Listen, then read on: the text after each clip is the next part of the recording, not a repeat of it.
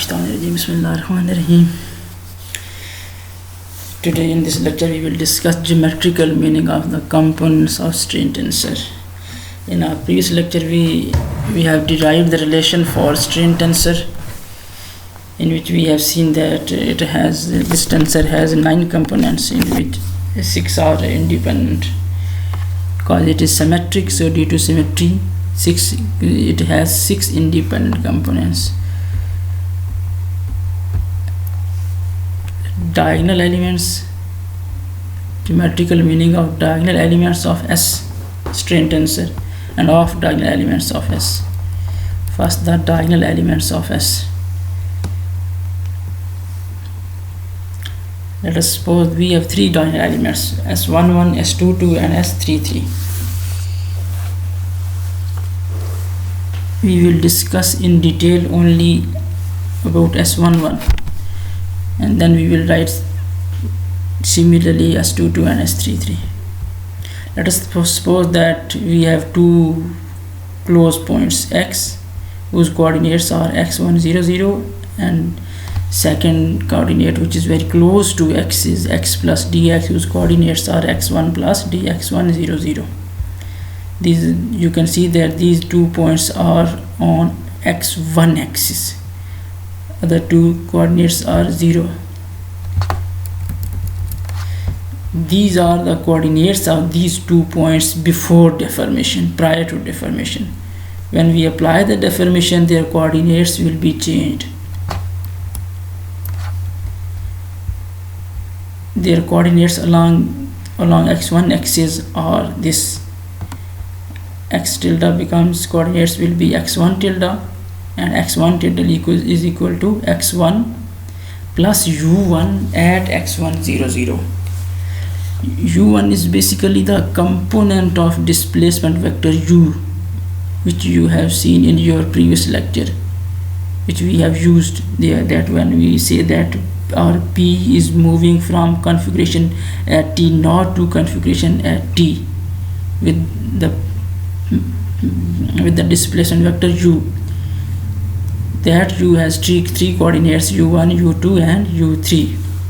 As we are talking about only on x1 axis, so there will be only first component u1, which will be added to the first component of this point, x1 plus u1 at x1 0 0.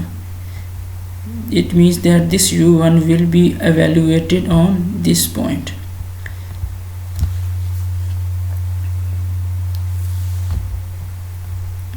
No, this is x1 tilde after deformation.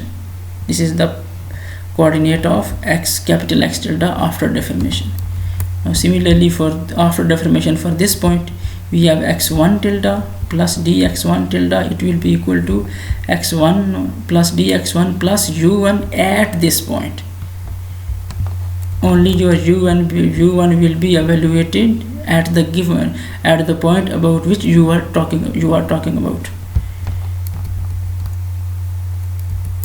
So before deformation, these are the coordinates of this point x, and these are the coordinates of x plus dx. So if you want to calculate the distance, that will be only dx1. Now after deformation, if you want to calculate the distance between 2 points, that after deformation, what is the distance between the points, then simply what you have to do, you have to simply take the difference of these 2 points. That will become dx1 tilde. Before deformation, distance is dx1 simple, and after deformation, distance is dx1 tilde. Now when you will take the difference of 1 and 2, we have this dx1 equals to this plus u1 at this minus u1 at x1 0 0. Now for this middle term we will use Taylor series. We will expand the Taylor series of u1 at the point x1 0 0. This is exactly the same that if you have function f and you want to expand its Taylor series about x equal to x naught.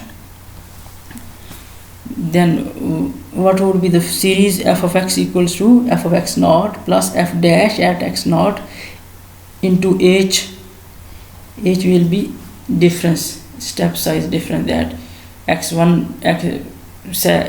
naught is the initial point and x1 will be the x naught plus h, x2 will be the x naught plus 2h, x3 will be the x naught plus 3h. So similarly here you can write as you are going to write the Taylor series of u1 about this point, then you will write u1 at x1 dx1 0 0 equals to u1 at this point plus derivative of u1 with respect to x1 at this point. And what is h here? H is dx1.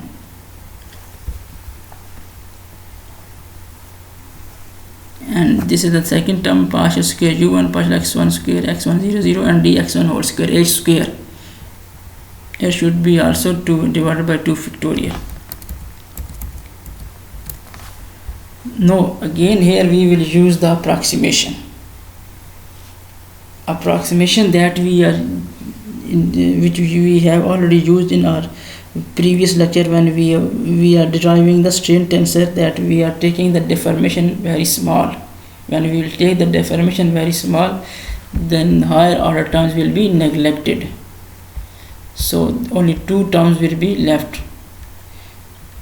So use this with 2 terms into equation number, into this equation we have this thing. Now this can be written as 1 plus partial u1 partial x1 dx1. Moreover, this can be written as 1 plus s11 dx1. As dx1 is the distance between these 2 points before deformation, and dx1 tilde is the distance between the points after deformation. So it means that s11 is relative elongation or contraction along x1 axis. S11 will give us relative elongation or contraction along x1 axis. Similarly, S22, this will give us relative elongation or contraction along x3 axis, along x2 axis, and similarly this will give us along x3 axis. Now we will see the meaning of SII. SII means S11 plus S22 plus S33, sum of diagonal elements. Let us consider a rectangular box with edges delta x1, delta x1, delta x2, delta x3. This will be along x1 axis, this will be along x2, and this will be along x3. Then we can write the volume. In this way. It is obvious that this is the volume before deformation. When we apply the deformation, then the length of edges becomes this 1 plus s11 delta. We are writing this thing from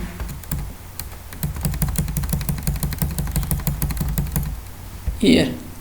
Delta x1 1 plus s1 equals to 1 plus 1 into delta x1 delta s1 delta, sorry. So this is the length of edge delta x1 after deformation. This is second and this is third one. Then volume can be written after deformation in this way. Simply we will take the product of these 3. We have this. When you will multiply, this will be your v before deformation, and we are assuming that small deformation, so consequently when you will multiply these, all the product terms will be neglected, only the first order strain components will be left. So after multiplication we have this 1 plus s1 1 plus s22 plus s33. This can be written as v tilde minus v over v is approximately equal to s11 plus s22 plus s3. This is basically equals to the divergence of u. This is giving us the relative change in volume, that sum of the volume will give us relative change in the volume. Some of the diagonal elements will give us relative change in volume. Now we will discuss of diagonal elements.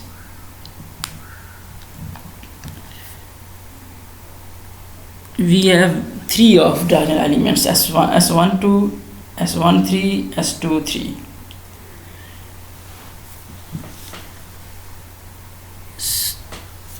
The Sij terms with I not equal to j, S11, S1, S12, S13 and S23, involve the displacement duj perpendicular to the element dxi, yes, I not equal to j, because you can see that S12 is equal to 1 by 2 partial u1 partial x2 plus partial u2 partial x1.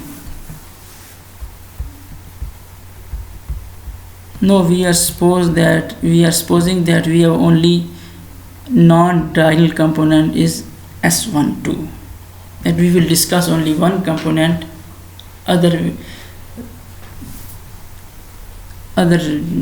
other two, S23 and S13, the result will be written by following the same procedure. Let us consider two infinitesimal elements Mn1, Mn2, originally oriented along the axes 1 and 2. Don't remain orthogonal. This means that after deformation do not remain orthogonal. Before deformation they are orthogonal, and after deformation they are not orthogonal. Mn1 along x1 axis, Mn2 along x2 axis. This is the length of Mn1 dx1, this is the length of Mn2 dx2, and before deformation angle is 90, they are orthogonal. During the deformation, M will be displaced by a vector u and it will become M dash. This vector, with the help of this vector, it will be displaced after deformation, during deformation. By a vector u, and one will be displaced by a vector u plus this vector du1 to point to n1 dash. Similarly, n2 by this vector to n2 dash, and you will join this n1 dash and this n2 dash. You can see that these two elements will not be orthogonal with each other. These are the dotted lines. If this is angle, if this is gamma 1 and this is gamma 2, so this angle would be pi by 2 minus gamma 1 plus gamma 2. Basically we want to see that how much this angle will be decreased. So this angle is pi by 2 minus gamma 1 plus gamma 2. So it means that we have to calculate gamma 1 and gamma 2. If we have gamma 1 and gamma 2, then we can write the angle between these two, m dash n1 and m dash n2 dash.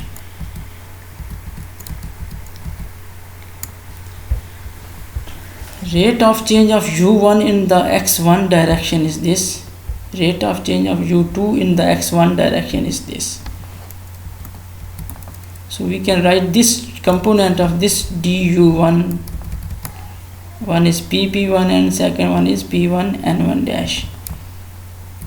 Is this partial u1 partial x1, rate of change of u1 in x1 direction, rate of change of u2 in x1 direction is this. And what would be the du2? du2 would be this rate of change of u1 in x2 direction and rate of change of u2 in x2 direction.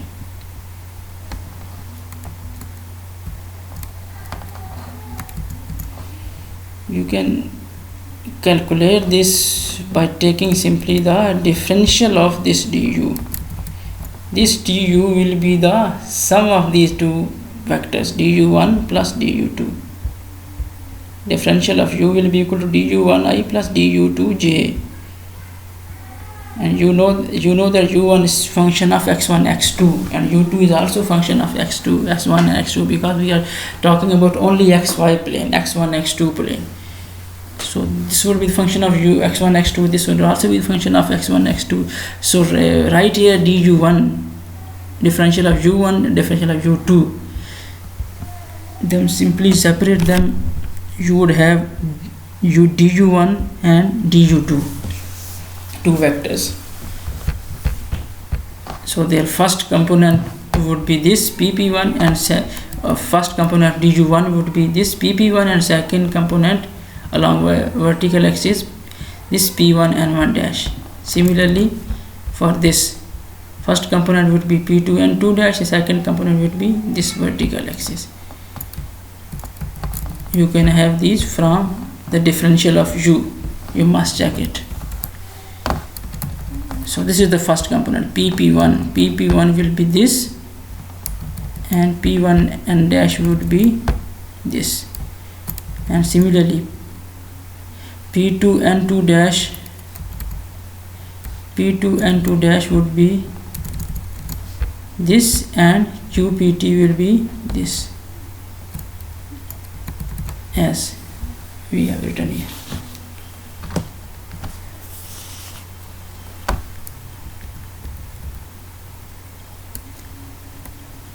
From the figure you can write tan gamma 1. You can see that you have this type of this triangle m dash n dash p.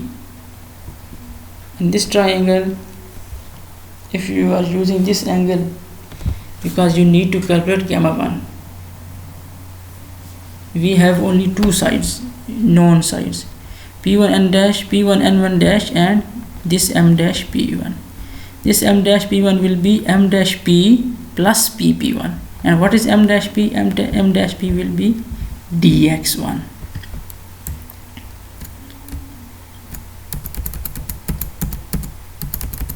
The length of p1 n1 dash divided by length of m dash p1, perpendicular over base. So what is this?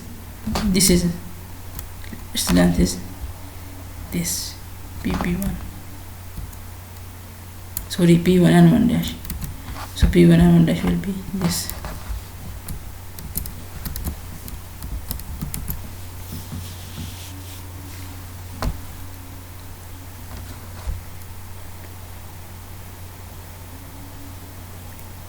Partial u2 partial x1 dx1. Length of m dash p1, length of m dash p1 will be equal to m dash p plus pp1. M dash p is dx1 plus pp1. pp1 is this, length of pp1 is this from here. So we can write this in this way by simplifying, cancelling the dx1. No, as we are taking that, we have very small deformation, so this must be less than, very less than 1, that as comparison with 1 this can be neglected. So it means that value of this is very small as compared to 1. So 1 plus this is approximately equal to 1. That is, it could be 0.00 something like that. So if you will add that 0.00 into 1, then result will be approximately equal to 1.00, like that. And also we will use this approximation that angle gamma 1 is very small. If the angle is very small, then we know that tan gamma is approximately equal to gamma 1. So using these two in this, we have this result of this denominator will be 1, approximately 1.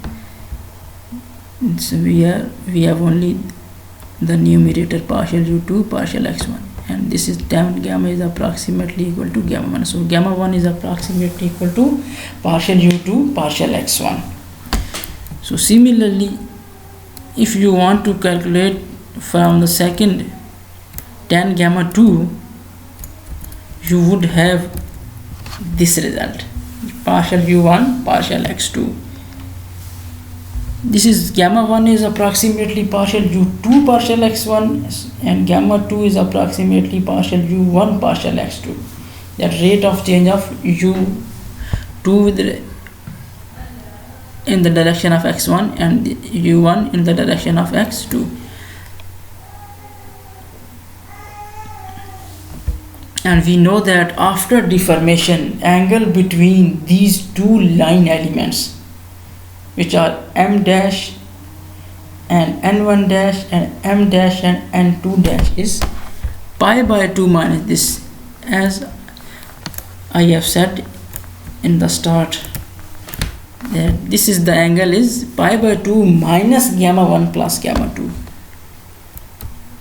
So now we have calculated the gamma 1 gamma 2, so we can write now pi by 2 minus gamma 1 plus gamma 2, and this gamma 1 plus gamma 2 would be equal to 2 times s1 s12, because gamma 1 is partial u1 partial x2, this is partial u2 something, and as we know that s12 equals to partial u1 partial x2 plus partial u2 partial x1 divided by 2.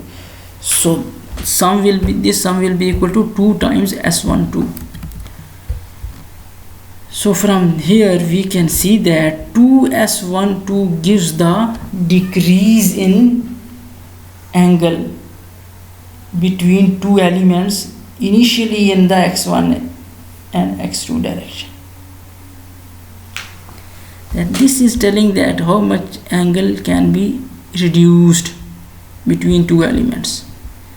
And before deformation, these two elements will be along x1 axis and x2 axis. That is, the before deformation their angle was pi by 2.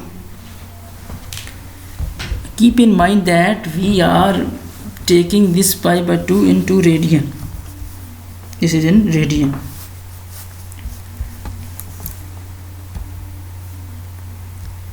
Similarly, 2s13 will give us decrease in angle between two elements, and those two elements are in the x1 and x3 directions initially. And if you will take s23, then 2s23 will give the decrease in angle between two elements initially.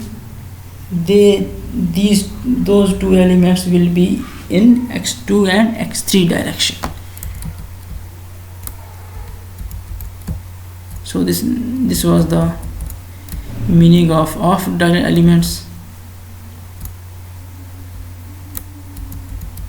Please go through this, and we will discuss this inshallah tomorrow. Thank you so much. Allah Hafiz.